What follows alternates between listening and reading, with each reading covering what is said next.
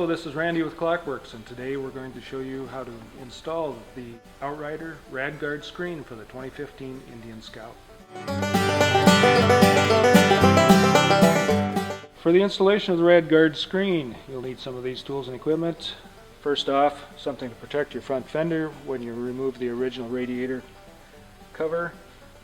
A pair of gloves to protect your fingers in the process. I use a 1/4-inch drive ratchet, 10mm socket and extension for easy access to the mounting bolts of the original radiator cover, or you can use a 10mm wrench.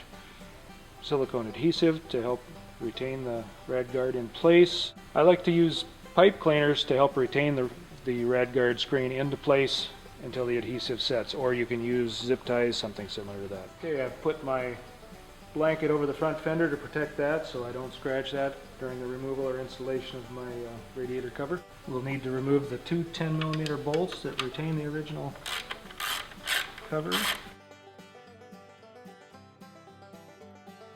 Notice as you remove that there is a spacer and also a retaining P-clip for the brake line. We'll have to make sure we get that reinstalled when we reinstall the radiator cover. Okay, we'll remove the original radiator cover. We'll pull it carefully out away at the bottom and then drop it. Note that there's a couple of pegs that retain it up on the top. Those will have to slip back behind the frame to put it back in. Okay, we've got our Rad Guard screen here and our original radiator cover. Note that the screen has one side that's kind of smooth and the other that's got the perforations tend to grab. I like to put the smooth side out. It makes a little nicer appearance. So lay that down against your radiator cover. Note I've put on gloves at this point. There are some sharp edges on here, so it helps to protect your hands a little bit. This time center your radiator screen over the original guard. Leave about 3/4 of an inch over the back after it's centered. And what I like to do is just kind of mark the location where that radiator guard is behind there with a Sharpie. We'll need to make about a 90-degree fold here to retain it in place and then continue to work with it. Okay, here's the reason we wear the gloves. What I like to do is use the edge of a table. Any square edge will work.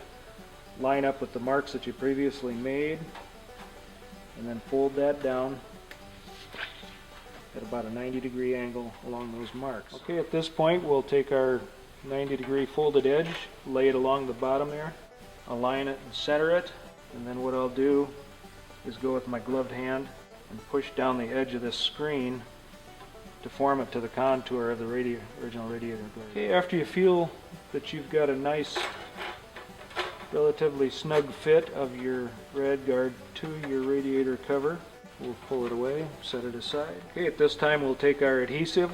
We'll put about a 1/2 inch glob in numerous places around the perimeter. After you're done applying your adhesive, approximately every 3 inches around the perimeter, take your Rad Guard, center it back over the radiator shield, press it firmly into place. At this point, what I like to use is the pipe cleaner. Cut it into about 4-inch pieces, form it into a U shape. Then near the places where you have the adhesive, slip it around and on the back side and twist it like a rib tie. That holds the Rad Guard down against the adhesive while it cures. We'll do that numerous places around the perimeter. Make sure that your guard remains centered. I like to take a look at it. Make sure you don't have any visible adhesive or raw edges of the screen. Set it aside, give it a few hours to set up the adhesive, and then we can reinstall.